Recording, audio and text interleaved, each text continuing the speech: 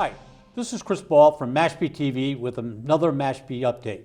Today with me, I have two members of our local American Red Cross. So I'm going to let them introduce themselves. They're going to tell us about three phases or three emphases that the Red Cross does. I'm going to let them introduce themselves, give us their titles, and give us the mission statement. Jack, I'll start with you. I'm Jack Hanwright. Thank you for asking us to be here. I'm a Red Cross volunteer. I'm involved in the blood donations and the home fire campaign. And Jack, you said you're a volunteer, so you're not being paid to be here and subject yourself to this? No, I'm not. I recently retired, so I was looking for something valuable to do with my time, and was at a neighborhood cookout and met someone who was doing some disaster work with the Red Cross. And it sounded like something that I would be interested in, so I explored the different opportunities with the Red Cross for volunteer work. I think I knew you in another life when you were clean shaven. Okay. So, Maria, tell us who you are and give us your abbreviated name. Okay, my name is Maria Zuniga. I'm the Community Disaster Program Manager for the Plymouth County, Cape Cod and Islands. That being said, the American Red Cross prevents and alleviates human suffering in the face of an emergency by mobilizing the power of volunteers and generosity of donors. Maria and I met at Town Hall a few weeks back, and we got to talking. Maria had come in to vote, and I was there setting up for a meeting. And we got to talking, and we thought, she was telling me what she's doing, and I thought that this would be some great information for the residents of Mashpee.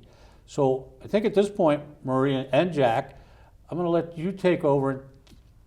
I think at first you're going to tell us about the home fire protection. So why don't you take it from there, and you guys talk about it. Thank you. The Home Fire Prevention Campaign is an initiative of the American Red Cross when a team of volunteers, here is our one of the top volunteers here in the area doing installations, we go to houses and we provide free smoke alarms and carbon monoxide detectors. They are, this is the carbon monoxide detectors. Carbon monoxide is a gas that has no color or odor but will kill you. And we provide smoke alarms.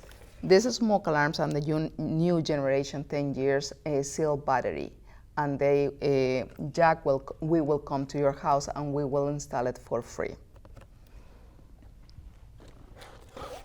So this is just the example of our smoke alarms.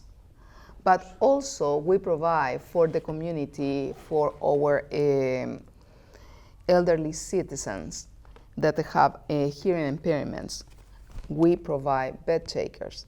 These devices, we give them away by referral. And I take referrals from the Massachusetts Commission of the Deaf, from your local fire department, and your doctor's office.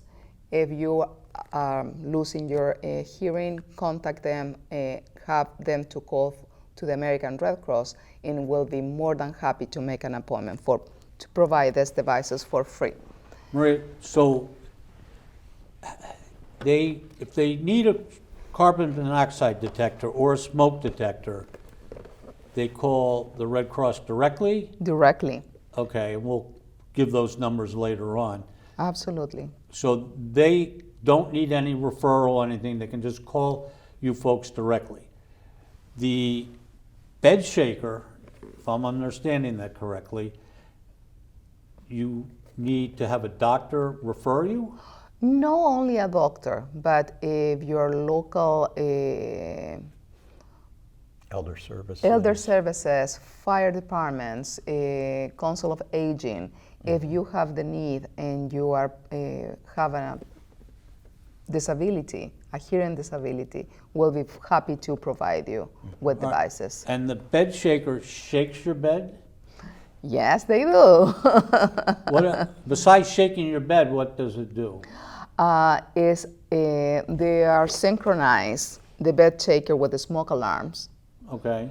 and they provide a sign. They talk to you.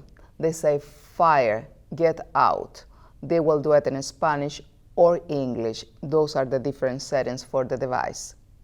Okay, Spanish or English. They shake your bed. They say fire. Okay. Sounds good. And then there's another piece to this. This is the strobe light.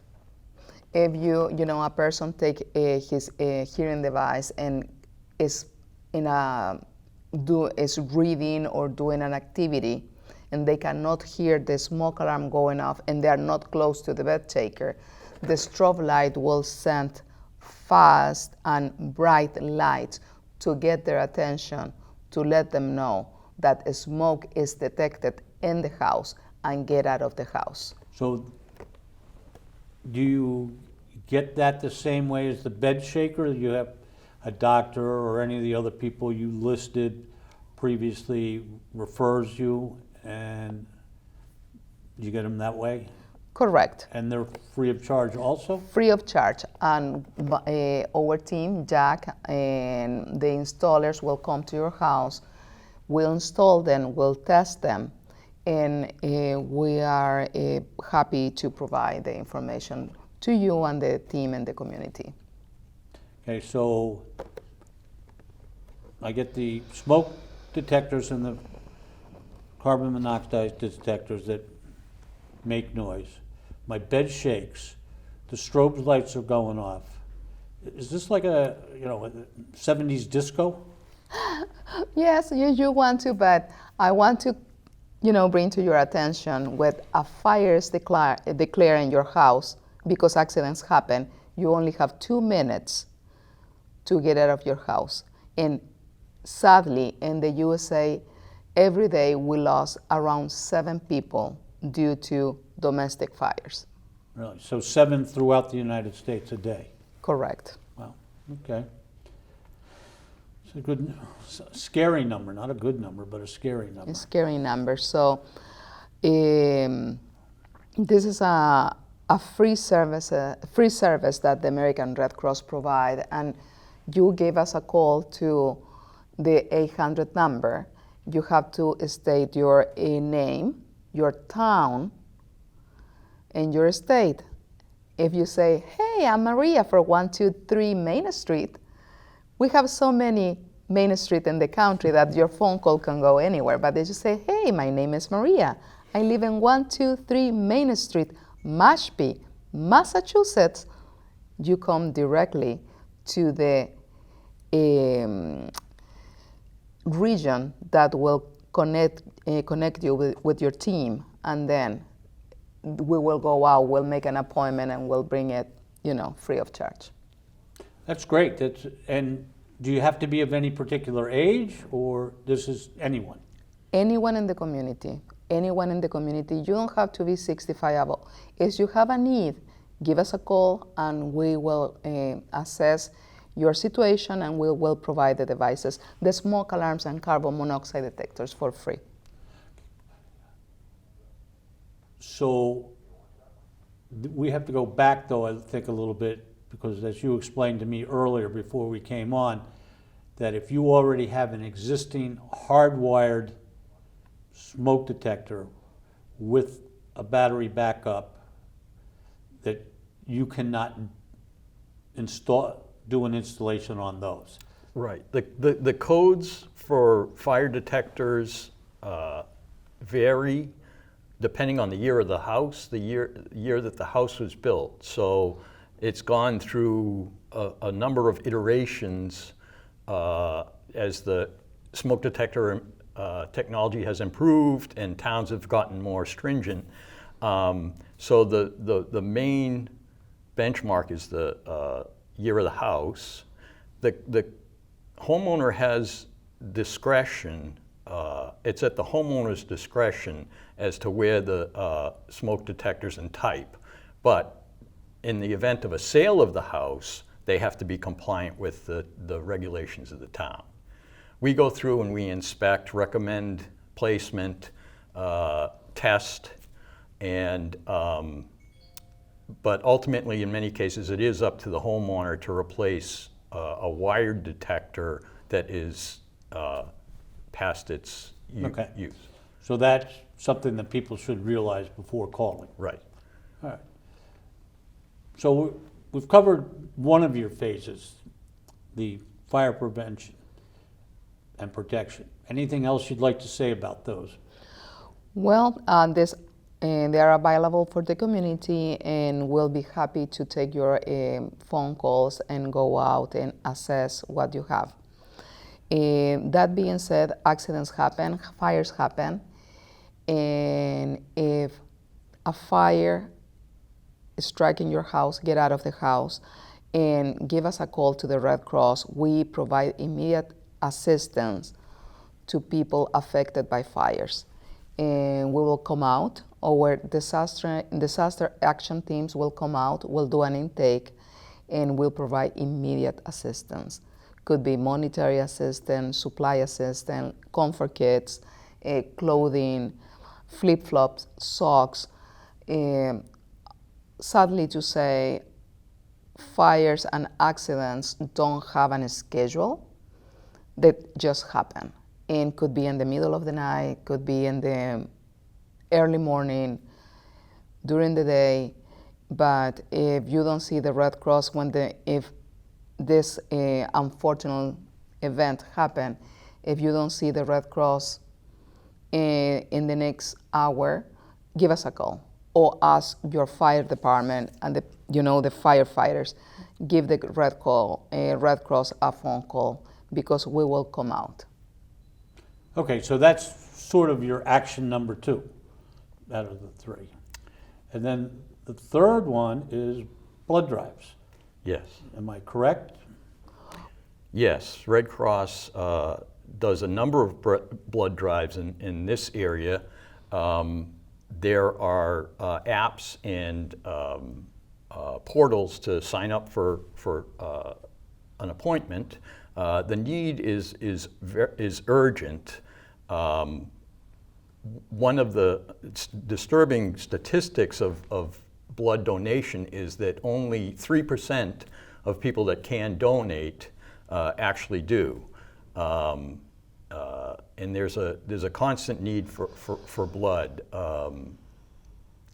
because of various needs within the medical community, medical system.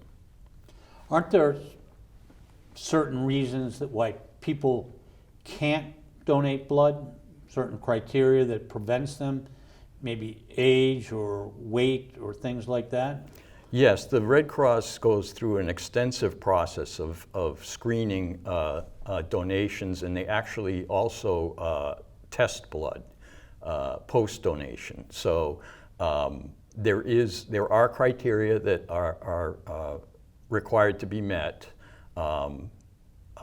but there's a extensive education piece involved in informing donors of those criteria. Okay. How often can somebody donate blood? It's typically, I believe the number is 56 days, if I'm not mistaken, around 60 days.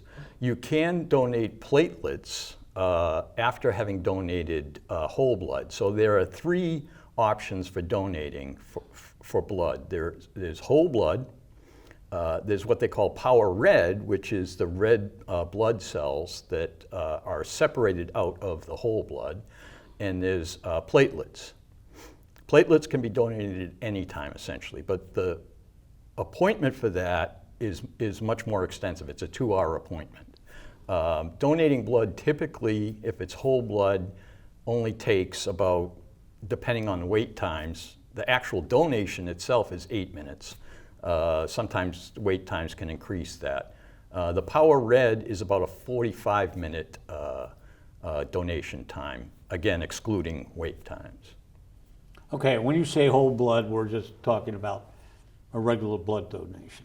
Correct, yes, yes. Okay. And Red Cross actually has some reward incentives for people currently because, as stated, the the need is so urgent. There was a campaign, a reward campaign that I think ended the 18th of this month, May, but they're always encouraging people to donate, and sometimes with some added incentive. So if I donate blood here, where does it go? Where could it go? Well, that's interesting. I've recently started donating again, and there's actually, I get text messages and notifications of where the blood is going to. And ultimately, you can track where your donation was actually, because of technology and things, it's a much more open, visible supply chain. Okay. Maria, we're going to, put on at the end, phone numbers, contacts, et cetera, et cetera. But is there one number you call for all these programs, or are there different numbers? Well, if you go to the AmericanRedCross.org, the website, or you put Red Cross blood drives near me, they will send you directly. We have some local area, Christ the King, Mashpee Library, Centerville. We have a big center in Kingston that will take, you make your appointment, you go there. Is pretty much computer, but for the home fire prevention campaign is 1-800 Red Cross is 1-564-1234. 1-800-564-1234. And that gets me to the fire protection. They will give you what is your phone related to, and you say fire home prevention, and you leave your message, and we will return your phone call and we'll make the appointment. I'm glad to inform that we have actively working in the community. We have been in all the towns. We serve the whole country with the home fire prevention campaign. But only the lucky people in the Plymouth County, Cape Cod and Islands have the privilege to have Jack as installer. And Maria. And Maria and many more. We have several volunteers that in this. One part that we do too is education.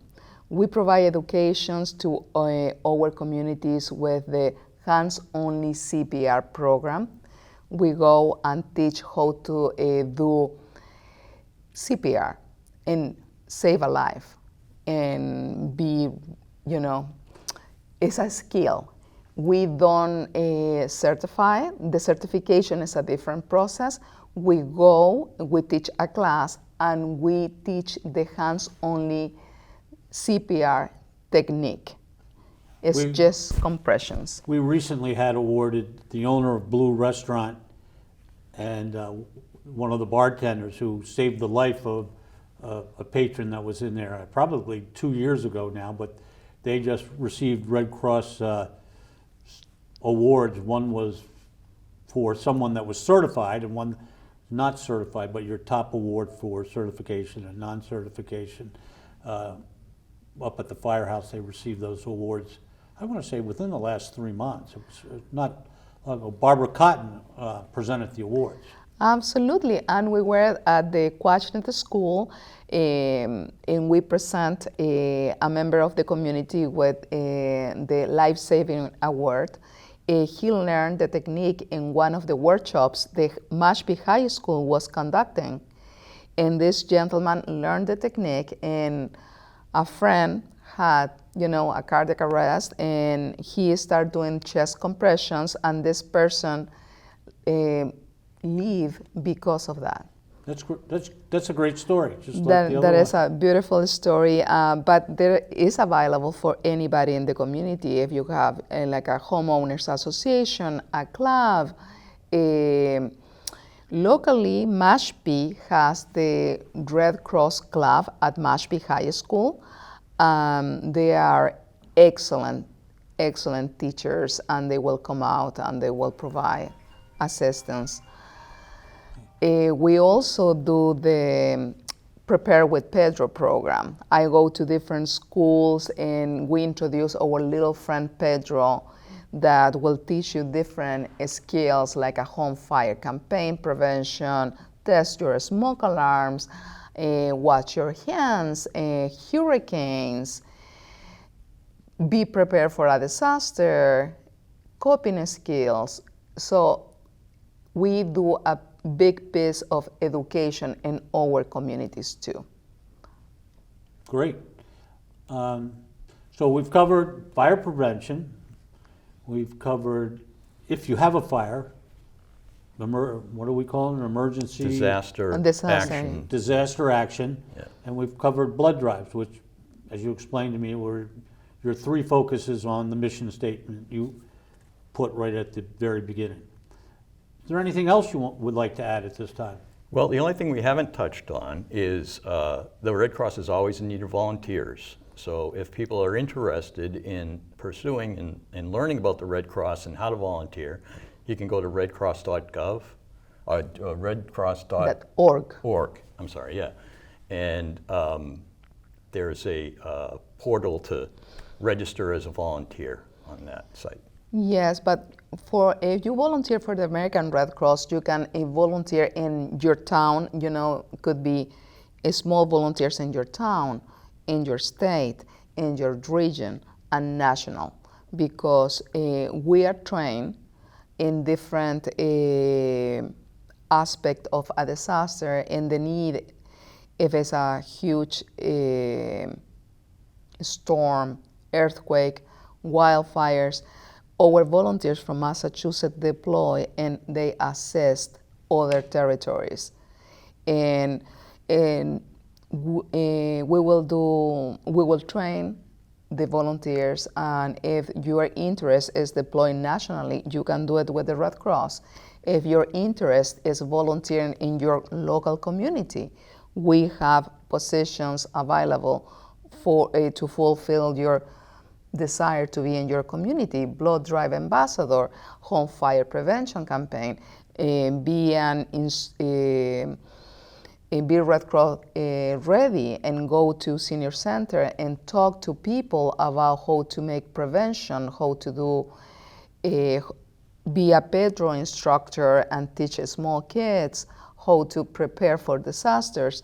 So volunteerism is you choose where to volunteer. You can volunteer locally, regionally, nationally, but we're always in need of volunteers.